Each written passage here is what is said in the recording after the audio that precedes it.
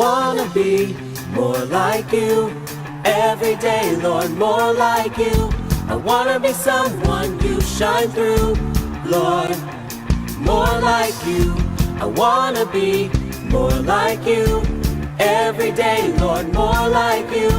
I wanna be someone you shine through, Lord, more like you. I wanna be more like you. Every day, Lord, more like you. I wanna be someone you shine through, Lord, more like you. I wanna be more like you. Every day, Lord, more like you. I wanna be someone you shine through, Lord, and all more like you. And all the world will see it's you that shine across the world. And though I may fall down, you pick me up, shine across the world. And all the world will see it's you that shine across the world. And though I may fall down, you pick me up, shine across the world.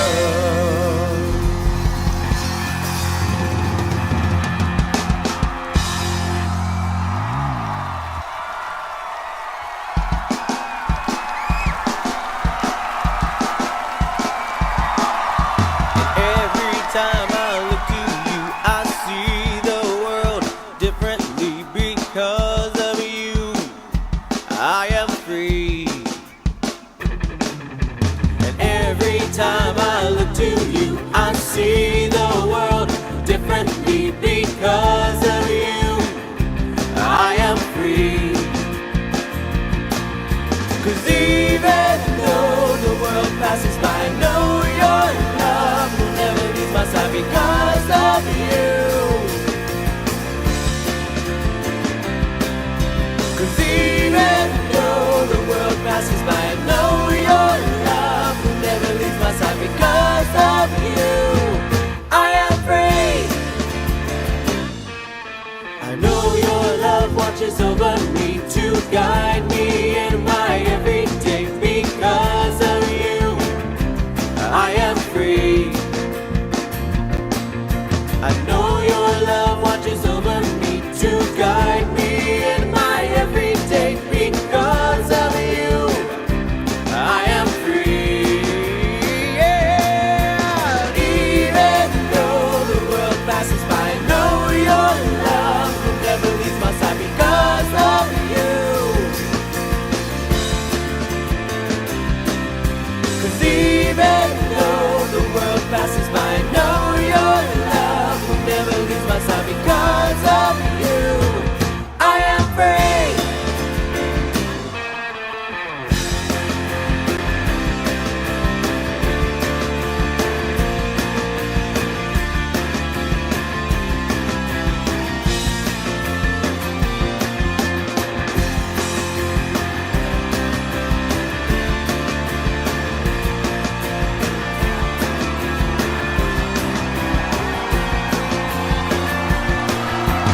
Every time I look to you, I see the world differently because of you. I am free. And every time I look to you, I see the world differently because of you. I am free. Yeah. Even though the world passes by, I know your love will never leave my side because of you. Even though the world passes by, I know your love will never leave my side because of you.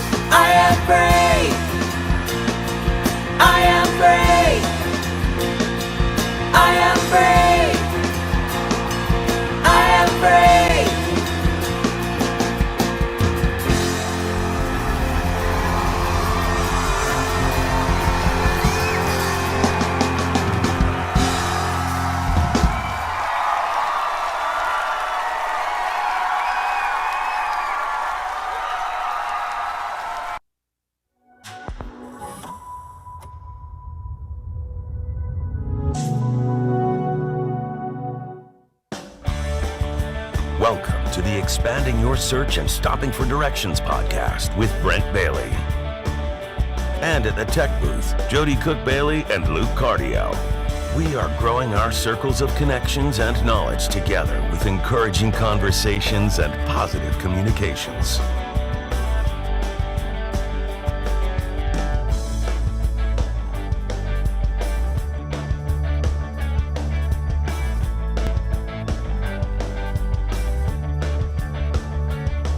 And now, Brent Bailey.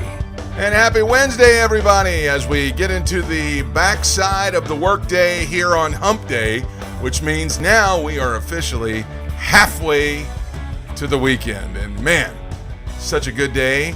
Hi, everybody, and welcome to Expanding Your Search and Stopping for Directions. I'm Brent Bailey. I'm joined over at the tech booth right now by Jody and Luke. And guys, it's February the 10th, and we're just 10 days and counting away from the big 5-0. The big 5-0. For me, it's going to be the big 5-0. I can't even believe that. I can't either. I mean, I can remember being a kid and looking back on other people that were 50 and thinking, my God, they're so old.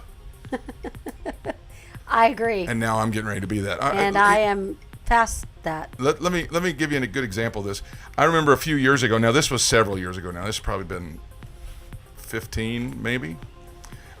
We were in Palm Springs at an Increase event, and there was a gentleman who's the number one home builder for all of Seattle. His name was George Reese. Still a great guy. Yeah. We need to have him on the program sometime. Have George Reese. George was there, and we were doing part of the Increase event at their house. And he was born in 1950, so I guess this was 21 years ago. He turned 50 in the year 2000. Yeah. Okay. I remember that. So for his 50th birthday, he bought a 1950 Cadillac that had been totally restored. Yeah. And so if that was 21 years ago, that would have made me 30? Yeah. 29? Yeah, 29 years old. So I guess the older you get, it takes longer to do the That math. must have been our first year. But one of our first year or so. Yeah. So anyway, he throws me the keys, and I remember going, wow, 50. That's so old. And I got in the car and drove it around, the Palm Springs area, and it was so cool. And I was like, man, that's just, and now I just think that's not that old. Do you share a birthday with anybody famous? Yeah, actually, Charles Barkley Yes. and Sidney Poitier for sure I know have the same day as me. Okay. Yeah, which is always cool because Charles Barkley was one of my favorites growing up. Yeah. So Yeah, anyway, yeah. we're 5 days away from Peyton's birthday. He turns 10, and just 9 days away from Preston's birthday. Yeah. We celebrate all week long. We do. Lots Preston of will be 14, and so that's the time we actually do give into our, our food. yeah. Cravings. And we love to talk about food on this We show. do, exactly. So today I got a great show planned for you before we get to our guest, Jarod O'Flaherty, who is the writer and producer and director of the faith-based crime drama entitled, oh my gosh. Vindication. Vindication. Yeah, I just slipped my mind there for a second. We're going to bring him out here in a minute, but So good. tell us what days are on the calendar for today. Well, you're getting ready to turn 50, and I know we've already have this, but it is home warranty day. Now, when you get older, you got to have that. Got to have a warranty on everything. But today is home warranty day. And so what that means, if you're not sure what that means, it means basically it covers stuff that breaks. That breaks. It's like insurance for the stuff inside The the house. problem with it is, though, if you don't go through their steps, they don't cover anything. Them. Yes. I remember warranty when we company. first moved into our house, we bought our house here, and we were not in it very long, and a capacitor or something went out on the air conditioner. Oh Well, my it's gosh. summertime It in was Florida. like You're not going to wait July or 2 August. weeks while they go awful. through all the paperwork. I just went ahead and had it done and submitted for reimbursement, and they said, no, sir, you don't do that. And I'm like, but it's wintertime. Yeah. I mean, summertime. Summertime, in Florida. we have There's to no do it. way we're waiting because it's just impossible. It was so so it's hot. good to have because they do cover a lot of things, but you have to do it their way. Yes. Home warranty. That definitely sounds like an old person It does. thing. It does. That's What why. else? What I else said is it an like old that. person thing? Like bonds. I Like know he's being investing really in- disrespectful. Or when right you now. sit down in a chair and you go, ugh. Yeah. And you No, get it's up not from commercial. the chair. it's Don't the turn into worst. your parents. Kind No, of I'm thing. thinking like what is it that old people do? They buy you like a better be bond, like a careful. $50 bond for your birthday or something like that. You know what I mean? Okay, now you're showing your age because I don't know Exactly. anybody that does that anymore. No. That was an old timey thing. Yeah, that's it what I'm was an saying. old-timey thing. So so let's move on then, okay? Yeah. It's also National Umbrella Day, and this time of year, I mean, we get some good rain. So really, go out and get yourself an extra umbrella, not just having one. We're bad at having umbrellas in the car when we need them. Brent, you're better than I am. They're there, but they're in the back. In the and back, I have an and Escalade, so so- I have to get out yeah. and walk out in it anyway. I and have just- never owned an umbrella the entire time I've lived in Florida. really, you know what? I'm always like, it's just I'm a not pain. surprised by that at all. You know what's funny is I know we've gone to parks before, and I don't know if it was you or somebody said, let's bring the umbrella into can't the park. bring it in. You can't bring it in. And I'm like, well, first of all, I don't want to carry it around the park because if we bring it in, it won't rain. I don't know about So- Universal. Disney does not allow it to Yeah, bring 'cause those it's things too in. dangerous. Well, I'm going you to carry anything around with you at the park. It's Right, just right. horrible. yeah, because So- you're going to carry all the stuff you buy anyway. Yeah. But people use umbrellas, not just for rain, but I mean, here in Florida, it's hot. I saw and someplace you want to the other day protect yourself from the sun. that is like in Dubai or one of those kind of places. They had a giant park with these poles in the middle. I mean, all over the place in a grid. And when the sun gets at its apex, those things unfold and they're giant umbrellas, and the whole park becomes That's amazing. Shaded? That's shaded. cool. That's Yeah. really cool. And it's not just like a little strip; it's like hundreds of acres. Yeah. And they're all wired under. It's really cool. So, Yeah. what So, else? What else is today? Our food day is cream cheese brownie day. I've seen brownies made where and you could probably get something like this at Maybe. Cheesecake Factory, but you do cream cheese frosting on Okay. top, Okay. like swirled, but cream cheese brownie. I mean, I don't know. I'm a little bit confused by that. I don't know if I'd like it or not. I mean, I think it might taste. What good. are you I just- substituting with the cream cheese? Like, what are you taking out in order to put the cream cheese in? I don't. I'm not sure. I would say The sugar. Yeah. I'm just or listen, or maybe you can switch it and make a brownie cream cheese, a brownie cheesecake.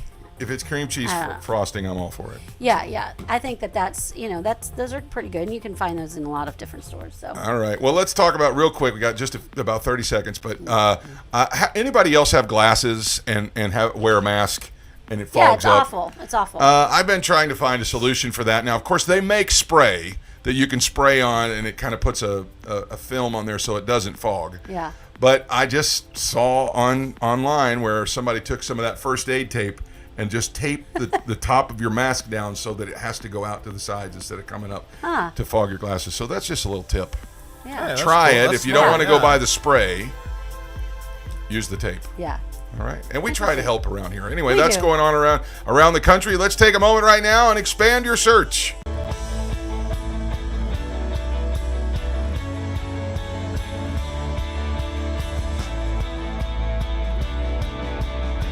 If you're like me, you really enjoy watching good TV.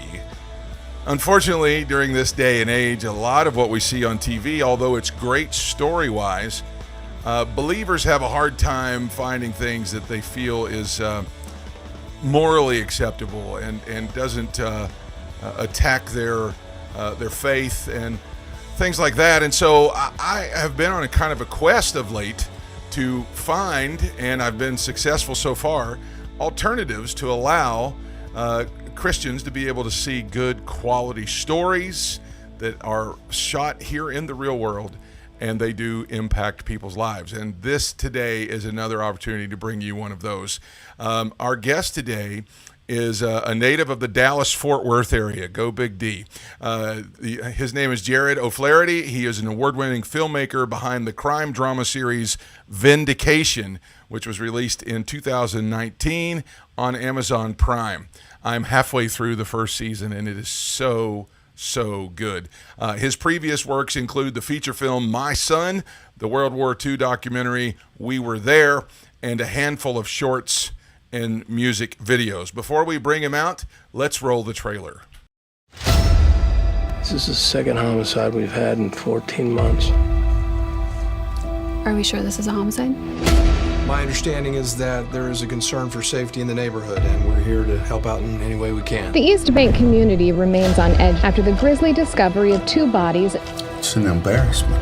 That's what it is. I know you don't have any leads. What am I looking at? Has Dad said anything about what's going on at work? This is off the record. That means you don't talk about it, okay?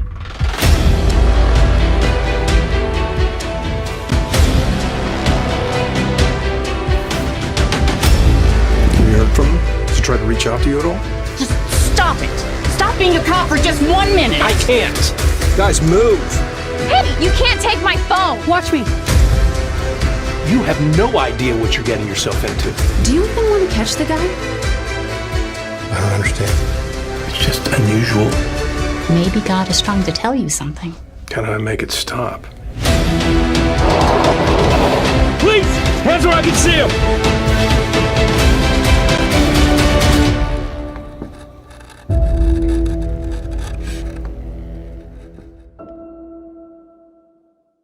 As you can tell, it's a good show. Let's welcome to the program right now, Jarod O'Flaherty, everybody. This is Jarod right here.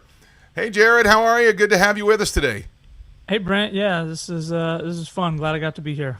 Man, I tell you what, I am loving Vindication so far. I'm only halfway through, so don't give anything away. No spoilers or anything. But I was hooked immediately as I was watching the first episode.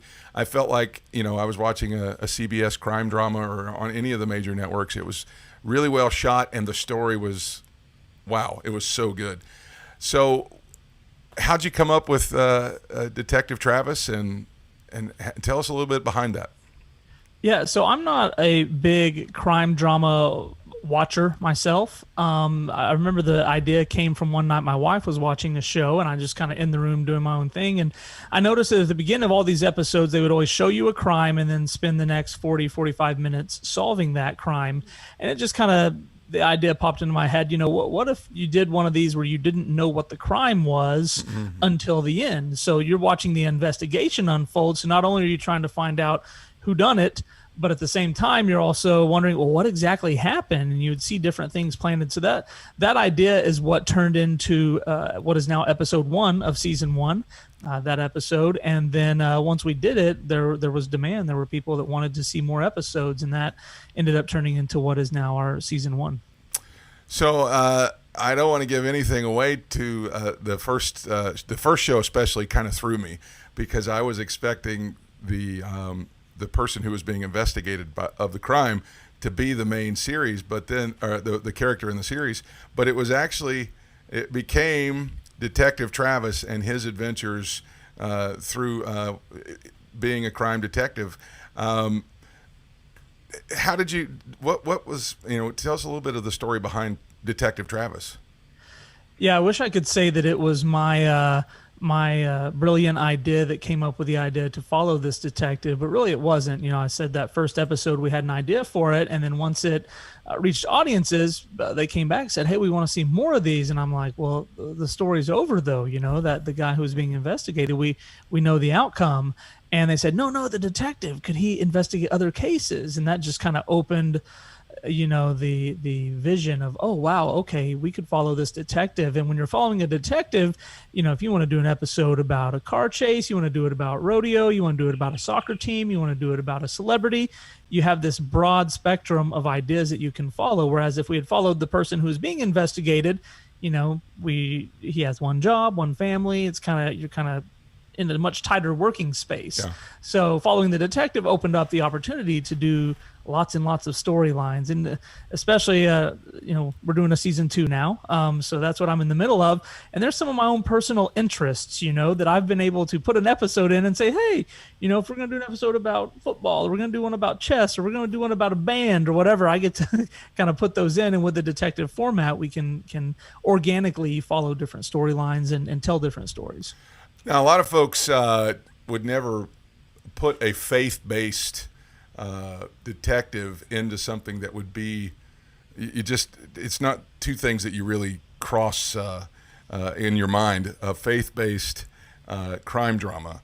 So let's just ask this simple question. Why should audiences go and check out Vindication with it being such a something that's an unusual combination? Sure. If I were to tell audiences, hey, we got a crime drama, that's nothing new. Hollywood has been doing those for a long time, some of them running for 10, 15, 20 seasons. And then you have 2 or 3 of them on every single network, and then the streaming service. Crime dramas have been done. It's a very common format. What I would say is different about this is 2 things. One, all the crime dramas that are out there, where are they based? It's either Los Angeles, it's New York, maybe Chicago. It's always these big cities where the majority of our country is made up of small towns, small towns. And you never see a cop show that takes place in the environments that many of us are familiar with. Yeah. So this is the crime drama series. It's not based in the high rises of a big city. It's small town America where there's lots and lots of people can relate to that. So it's different. It's not the same thing that you've seen in all the others. That's the first one. The second one, we call it faith-based or faith-conscious or whatever. Our stories take place in a world where God exists. The answer to every story is not, look deeper within yourself or pick up yourself by your bootstraps and keep. It's in a world where God exists. And for, again, many of us, that's the worldview, that's the world we live in, where the answer isn't always within us, the answer's with him.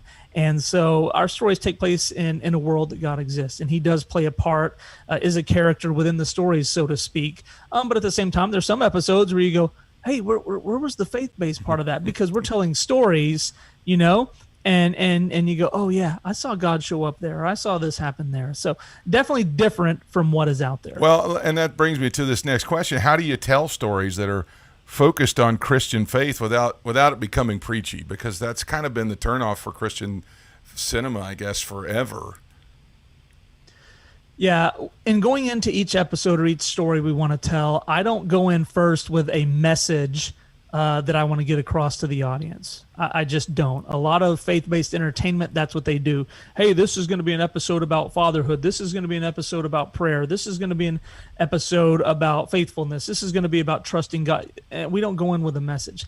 We go in and say, hey, we want to tell a good story, but where does God show up in that story? Like many of our lives, many of the stories we tell about things that happen in our lives, we didn't set out to preach a message. We set out to do something, to live life, and then God shows up and does things within that, and that's where these great testimonies and great stories come from. So it's a little bit different approach maybe than what others in faith-based entertainment take.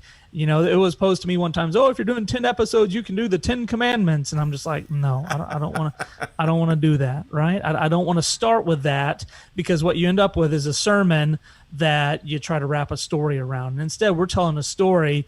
And naturally, hey, where does God appear in those? And so that's our different approach, and I think we've done a good job so far of people not watching and thinking, oh, wow, I just sat through a preacher's sermon. One thing that I appreciate, we came out on Amazon Prime, and there would be some negative reviews in there, typically from people who are antagonists to the faith or they're atheists, whatever.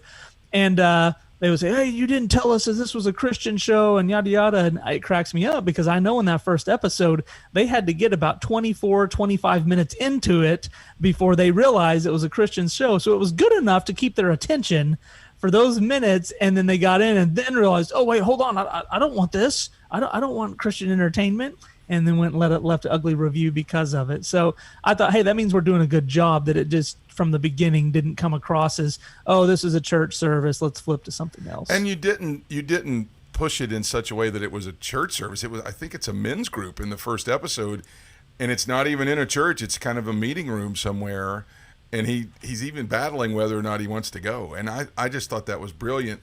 But while he was there, God met him in the room, and that was what was so powerful. So, okay, so let's just talk about the filmmaking process. I know, I know everybody probably has their ideas of what the filmmaking process is like, and it would just be so much fun, but it is hard work.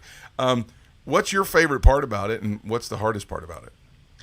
Yeah, so in the filmmaking process, you always start with a script, right? That's like your foundation, like a foundation to a house, If that is not done well, then no matter what you do afterwards, it really doesn't matter. Does that make sense? If you have a bad foundation, you're building a house, you can have all the fanciest stuff inside, but you're going to have problems. So the script is definitely that. For me, my favorite part of the process, I would say, is probably casting, because you've got this script, you've got these storyline, but these characters, you haven't seen them yet. You may have an idea of what they look like, but you haven't seen them. You haven't heard their voice.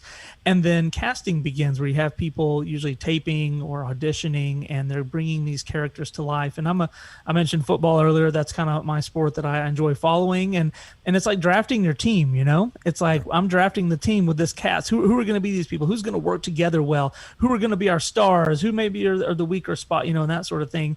And it's just a part of the process. I enjoy getting to bring that, put them together. The tough part of that, though, is usually, you know, for us and the episode we're working on now, we had close to 1,000 submissions of people that wanted to be a part of it, and you end up casting 8 of them. That means 900 and however many people you're saying no to. And I don't like that. I'm like, a lot of them are so talented. I'm like, I want to work with you, but then you have to say no. So that part of the process is tough. Definitely getting your foundation, your script done can be excruciating, because to me, something may look wonderful, but then I send it on to producers or reviewers, and they come back and say, Jared, that's terrible. That doesn't make sense. It's no good. And so it's a lot of back and forth and a tough part of the process. I just can't even imagine. Now, do you film in Georgia, in the thriving film community there? Or is that where you do most of the? We are not. We are in Texas. You are in Texas, okay. Yeah. Which also has a very thriving filming community now. Yeah, it's up and down. During COVID, I know that some states have been a lot tighter on what you can and can't do, and we, being in Texas, have had a little bit more flexibility to continue shooting. So we've been able to shoot 5 episodes of season 2 during COVID time. Now, of course, there's extra precautions and things we have to consider that we didn't in the past, but I know some states that they have been completely shut down, where they wouldn't have been able to do what we've done. That's awesome. All right, speaking of season 2, what can we expect without giving away all the spoilers? Yeah, well, you know I'm not going to give away spoilers. Spoiler alert! So. No, I'm just kidding. You get some cast members on here, they might just start.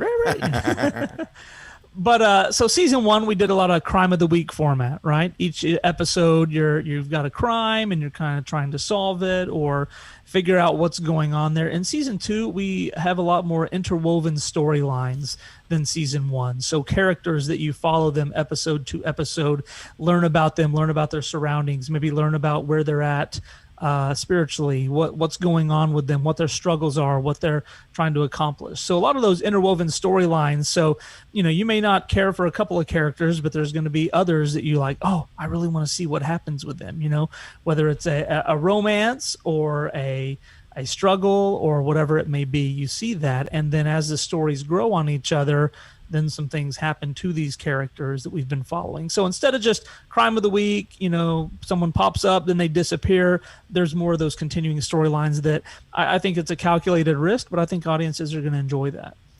All right. When can we expect to see season 2?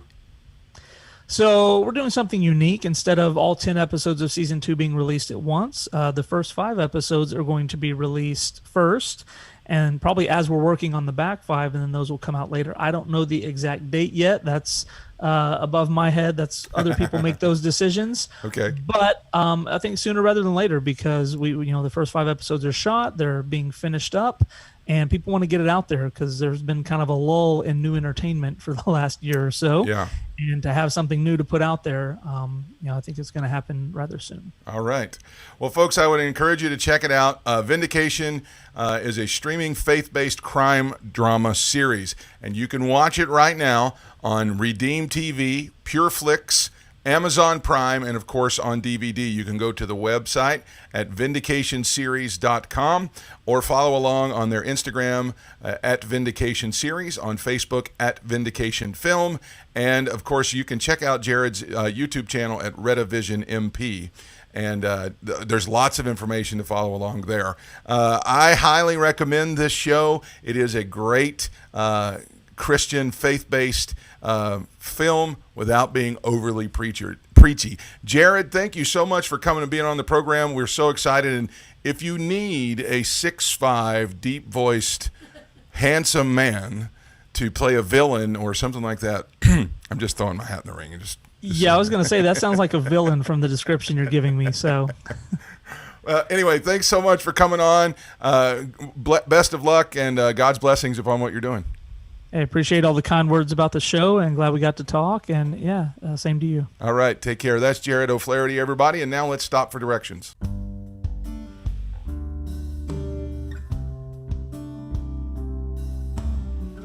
You know, as we were listening to Jarod talk about making movies, I was just listening, and I love to hear that people like him and our friend Matt Chastain and Scott Peterson and some other folks that we're going to be having on, and our friends the Sherwoods, and they're making movies that are a tremendous story that God is in the center of. And there is so much to that is imperative for us, because I mean, I have not always been the biggest fan of Christian media because it is so preachy. But I'm so enthralled with some of these movies because they definitely aren't that, but the message is so clear. And Paul said in Philippians that, finally, brethren, whatever things are true, whatsoever things are honest, whatsoever things are just, whatsoever things are pure, whatsoever things are lovely, whatsoever things are of good report, if there be any virtue, or if be any praise, think on these things. And I know that we tend to think about the most dominant images in our life. I know that there is a teaching out there that you actually move your life in the direction of your most dominant thoughts. And if our thoughts are, brought about by the surroundings around us and the things that we put in front of us, where is our life headed? Are you headed in the most dominant thought of what the news is telling you? Is your life moving in the direction of what the scientists are telling you? Is your life moving in the direction of what you're seeing on TV? Because if it is, you need to start thinking on other things. And if you say, well, I just watch it for the entertainment, that's great. We have things that we watch here as a family. We love good media. We love good TV. But at the same time, we have to learn and take the time ourselves to think on these kind of things that Paul was talking about. The reason is because it causes our life to move in those directions, because it is the most dominant thoughts that we have. I encourage you today to check out some of these movies and TV shows that we're promoting so that you can begin to build a repertoire of good things to think on.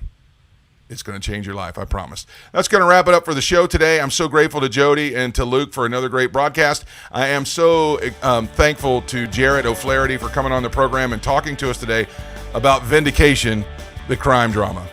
Check it out. It's on Amazon Prime right now. You can watch the entire first season. Until next time, I hope you found what you were looking for as you took the time to expand your search and stop for directions. Have a great day, everybody. Thanks for joining us today. Connect with us on @ExpandingYourSearch on Facebook and Instagram, and @ExpandingSearch on Twitter. Relive any of our episodes on YouTube. We're available wherever podcasts are found, including Spotify, iHeartRadio, Apple Podcasts, and Google Podcasts. You can also download the Direction Ministries app on iOS, Android, Apple TV, Roku, and Amazon Fire. Take some time today to expand your search and stop for directions.